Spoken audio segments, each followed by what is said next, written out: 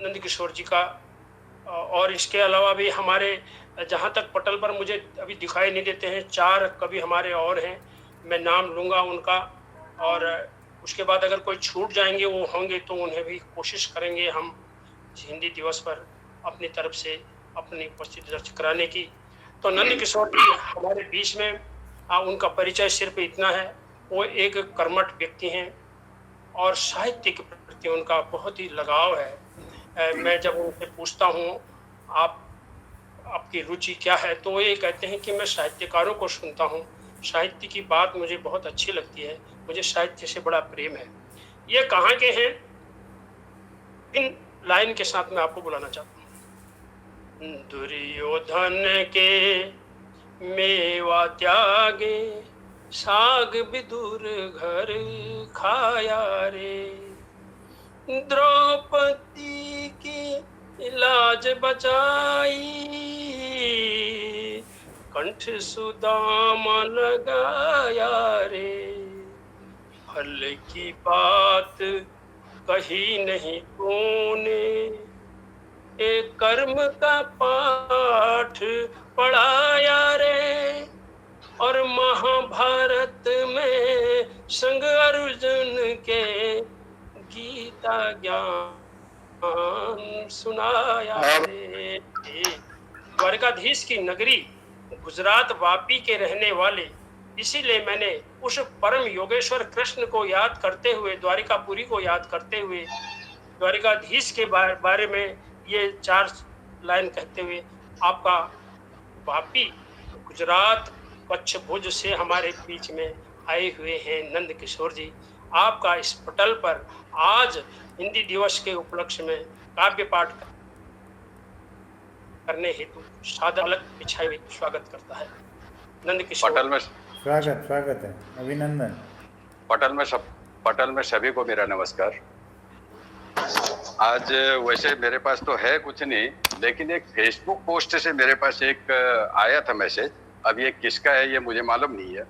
तो उनने लिखा था 14 सितंबर, जहां गुड मॉर्निंग से सुबह की शुरुआत हो, गुड इवनिंग से शाम का अंत। ये मेरी नहीं है, फेसबुक पे मेरे पास पोस्ट आई थी।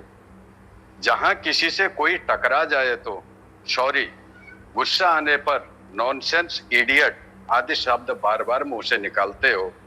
जहां हिंदी के आवेदन पत्र पर अंग्रेजी में ही अपनी राय विचार रखने की परंपरा हावी हो। जहां अंग्रेजी बोलने वालों को तेज तर्रार, बुद्धिमान एवं प्रतिष्ठित समझने एवं हिंदी बोलने वालों को अनपढ़ गंवार जानने की परंपरा हावी हो। जहां अंग्रेजी विद्यालयों में बच्चों को शिक्षा चुका हो, तो कैसे कोई कह सकता है यह वही देश है जिस देश की 90% जनता हिंदी जानती, समझती एवं बोलती है और अपने जीवन में अपनाने की शपथ मन से लेती है। कहीं बंगला, तमिल, मराठी, पंजाबी तो कहीं सिंधी होगी, पिरोए एक धागे में सबको वो जुबां यकीनन हिंदी होगी। ऊंच नीच को नहीं मानती हमारी हिंदी, ऊंच नीच को नहीं मानती हमारी हिंदी। इसमें कोई भी कैपिटल या स्मॉल लेटर नहीं।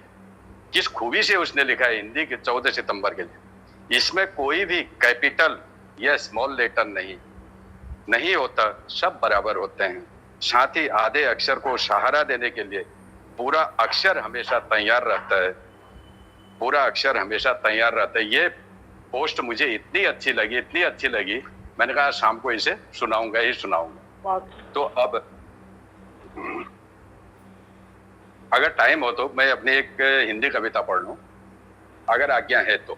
जी, 2-3 मिनट की कविता मैं चाह रहा था नंदकिशोर जी, आपका यहाँ पर आगमन और होगा। हम पहला राउंड 5 मिनट का कर लेते हैं।